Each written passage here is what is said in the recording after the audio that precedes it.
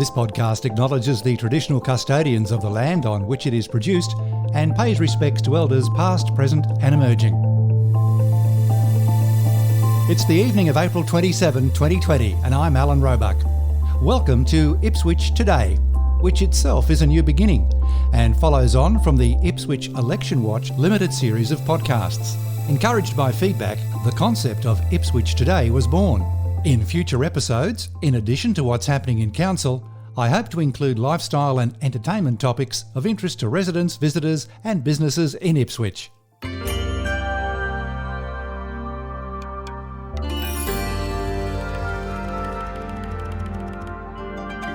The new Ipswich City Council met for the first time this afternoon, and while previous council meetings under two interim administrators were live streamed since October 2018, today was the first for a meeting with councillors. At one stage, the live stream had up to 185 viewers. The full meeting is now available for replay on Council's YouTube channel. From the meeting today, here's Mayor Teresa Harding. The previous culture was one of secrecy and fiefdoms. There was a lack of respect for the law and a culture of doing deals which rippled through the organisation. Many staff had been bullied or were guilty of bullying, with some councillors determined to direct the work of officers in operational matters. There was a clear lack of respect for process and people. Let me be clear, there will be no tolerance for that same culture in your new council. In her opening remarks, the Mayor also addressed COVID-19. Your new council has also arrived at a time of unprecedented pandemic. The COVID-19 virus is like something out of a Hollywood dystopian movie. Fortunately, of the 37 cases we have had in the Westmoreton region, 35 have recovered and 2 are recovering. We have seen thousands of residents either lose their jobs or have their hours reduced dramatically. Many business owners are suffering as they not only cut back the hours of their staff, who they feel responsible for, but their business loans are usually secured by their home, so they face not only losing their business and livelihood, but also their homes. The enforced and necessary social isolation is taking its toll on people who are already dealing with mental health issues, as well as people who are feeling loneliness for the first time.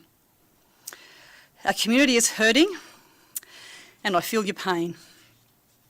And I promise that your council will play its part in leading our community's recovery. This year's budget was forecast to have a $3 million surplus. This is clearly not going to happen, and this will be discussed in depth at our agenda item on COVID rate relief and at the financial statements. The order of business included councillors appointing Councillor Marnie Doyle as Deputy Mayor for a period of 12 months. Mayor Harding spoke further on this order of business in the chamber. We're also using brand new meeting procedures that were approved by the interim administrator in December 2019. And I'd like to highlight that I would like to make some minor amendments for the next meeting, CEO, to the meeting procedure to allow greater transparency and allow more debate on the floor. I'll be calling for a division on every vote so it will be recorded how each councillor voted at each motion. This is done in state and federal parliaments, so it's only fair that it's done here. On the live stream, we witnessed some intriguing manoeuvres, possibly a future voting bloc, and Councillor Tully's preference for abstaining. My first guest today has hit the ground running at full speed. Mayor Teresa Harding, thanks for joining Ipswich Today. Thank you for the invitation, Alan. How was that first meeting? Oh, it was fantastic. I think we're quite excited about being the first Ipswich City Council meeting that's been live streamed for elected representatives. So it was quite a big day. You set the tone and the bar very high with your opening remarks and your transparency and integrity hub. Clearly that was one of the major decisions you wanted to have a win on today. What were the other significant decisions? The voting of the Deputy Mayor was a pretty big decision. And I'm really delighted that not only did Councillor Doyle become the Deputy Mayor, but we also agreed to rotate it. So we'll have 4 mayors during this term, just to give that development to people. But it also allows me to be open and show the role of Deputy Mayor to 4 councillors instead of just 1. You did make some remarks there during the meeting about democracy in action, and that would have been referring to how often the council was going to meet. Yes. What was your preferred option and what actually got voted up? I preferred option 4, which means everything went to a full ordinary council meeting every 3 weeks. I think that would make things easier to do and also easier, I think, for the public to follow as well. option 3, which was the successful option, was still having those ordinary council meetings, but only once a month, unfortunately, and as well as having a standing committee, which I think, just checking my notes, is going to be called a general purposes committee, and that was going to have a rotating chair as well. I would describe that as the single mega committee, and something that we're not used to in Ipswich, because we've always had half a dozen or more committees specialising in various operational areas of council. How do you see the mega committee working? Look, I think we were going to have that ordinary council meeting, or even the mega committee. We've done it on the understanding that in a few months' time, we will want to probably break up into having more standing committees. And I guess we'll decide as the council, just as a new council, we wanted to, I guess, bring everything to us and make sure we're fully up to speed on everything before we break out and decide what committee structure we want in a few months.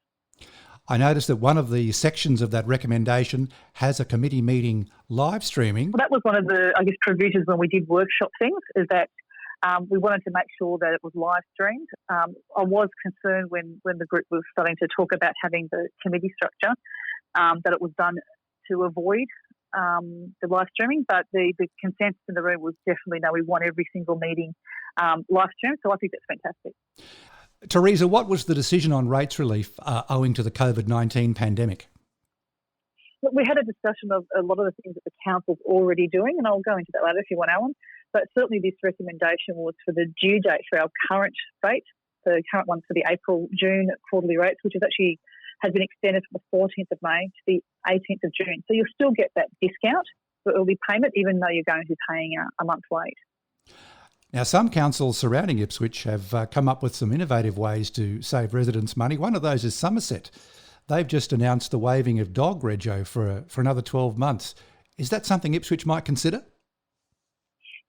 We've done a variety of things, such as, I'll say everything's on the table, but we've done a variety of things, like we've waived and refunded a range of fees and charges for footpath dining and food licence and event licence and booking fees. We've done rent abatement for community and some commercial leases. We're now doing 7-day payments for council supplies as opposed to 30 days, and that's released an additional $7 million into the economy. So the community development and the economic development teams have been working very closely with the community to see how council can best support and respond to the COVID virus. One of the other items on the agenda today was the Cherish the Environment Foundation, and no decision was made. Is there some controversy about that commitment ongoing? I guess the council's only received the paperwork Friday afternoon, and then we received some more paperwork Monday morning. So it's probably more the fact that we actually hadn't had the time to consider the motion properly. There was a lot of financials done. The organisation hadn't put in financial statements to ACNC for some time, and it's now the Queensland audit officers have done their due diligence and their audit. We really want to spend that time. So it's laid there on the table, and we'll be considering it at the next council meeting. On a slightly different subject, Teresa, there are more reforms coming down the line for local government being considered by the state. Some of those include updating and revising how the register of interest requirements work, the conflicts of interests, more transparency about agendas. What are you looking forward to in those in the bill that's currently before the House? Look, I'll support anything that improves transparency, and that means that residents have more of an understanding of how their council considers and makes decisions on items. So I welcome them. Let's wrap it up then with going back to where we began and your major achievement today, the establishment of the Integrity and Transparency Hub. What is the timeline, and when can residents expect to log in and see? I want it up and running by the 1st of July. So that's what we're aiming for. After a massive day in the chamber, Mayor Teresa Harding, thanks for joining Ipswich Today. Thank you very much, Alan. Look forward to our next chat.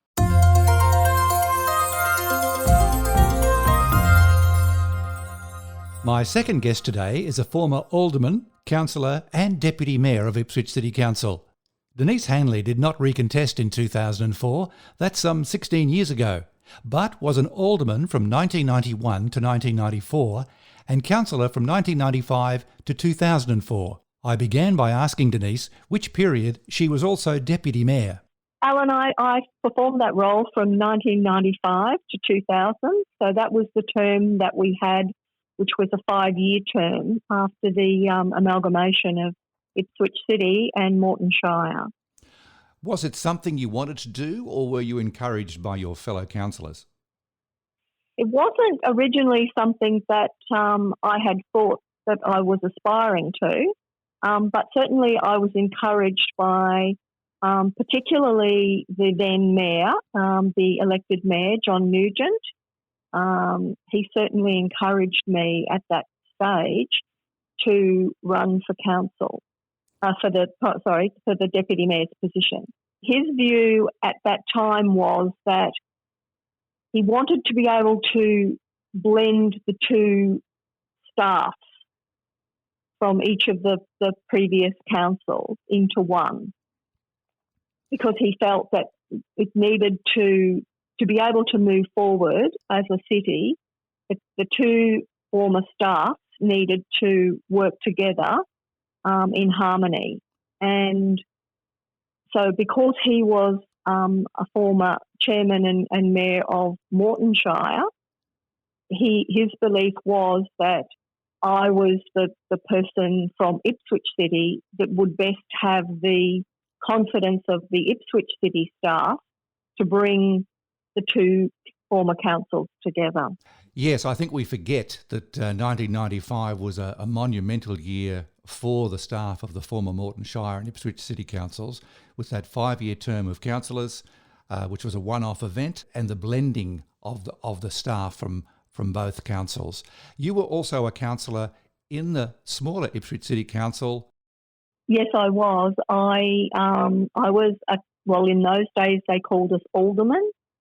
And so I was an alderman with Ipswich City Council from 1991 to 1994.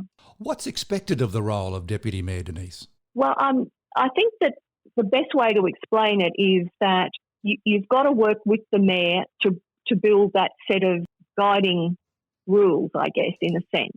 So with John and myself, we sat down and worked out how we would put this whole thing together going forward.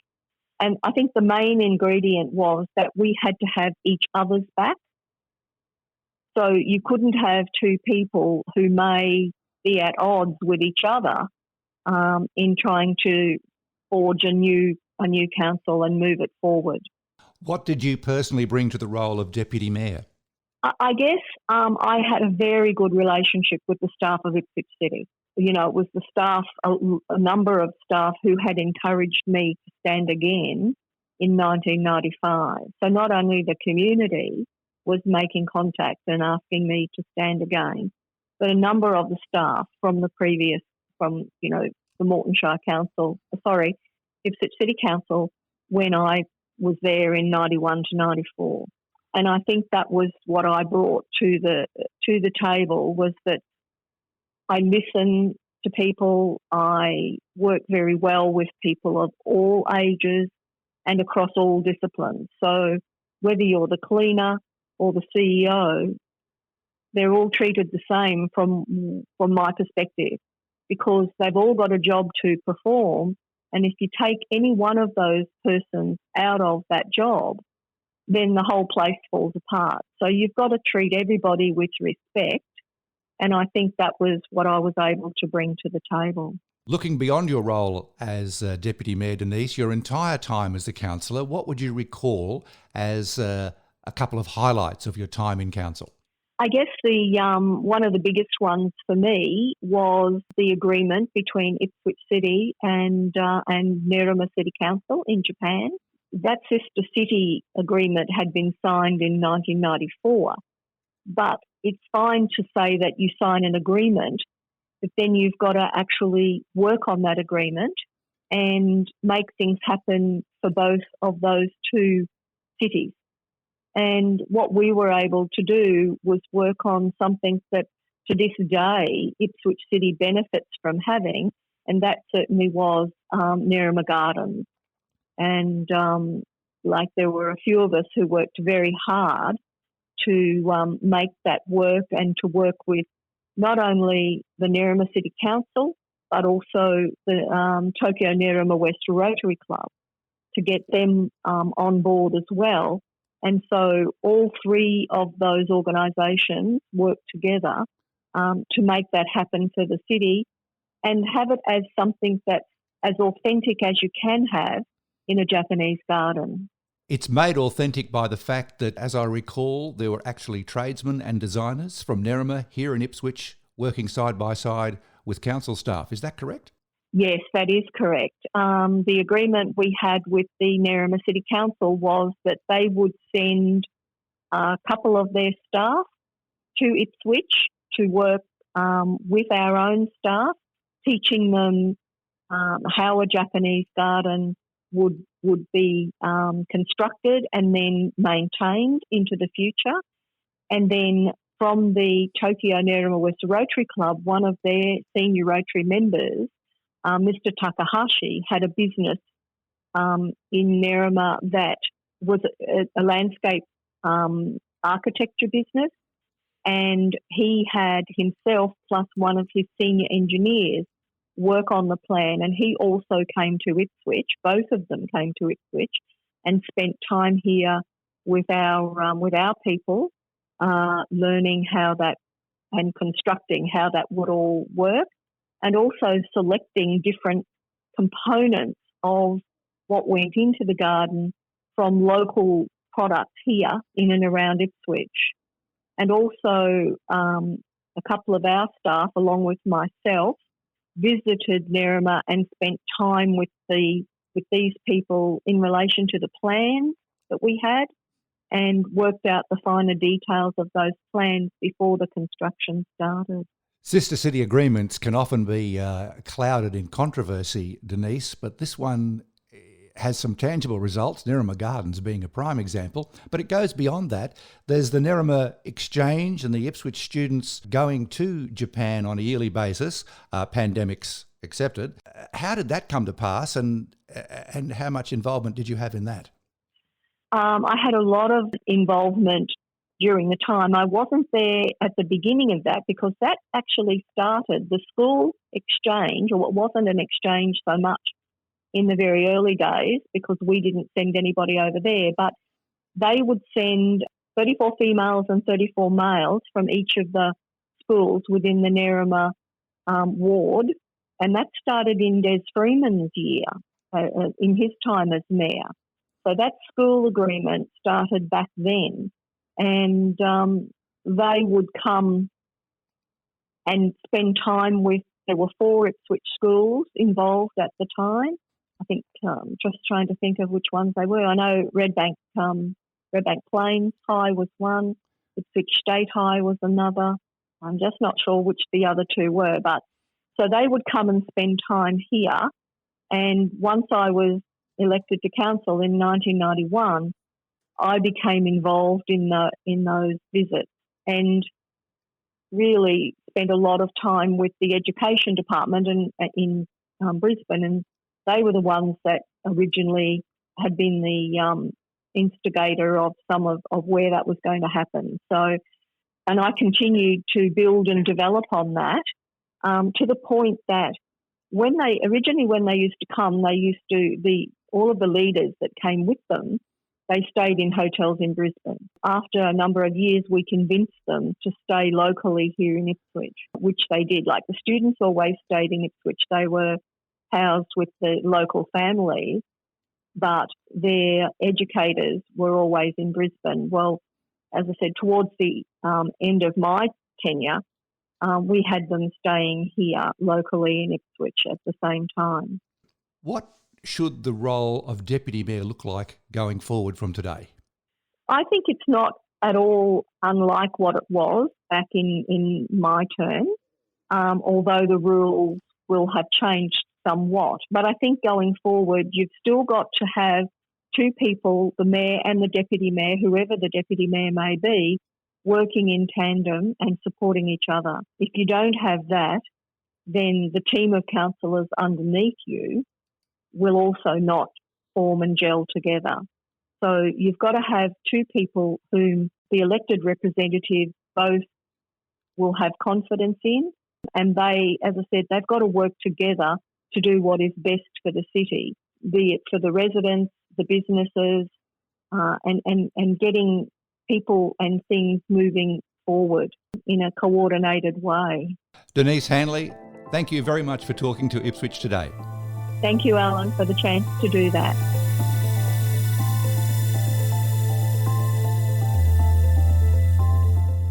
Music on this podcast is courtesy of Purple Planet Music. Ipswich Today is an independent production and not connected with Ipswich City Council. This is Alan Roebuck. Thanks for listening.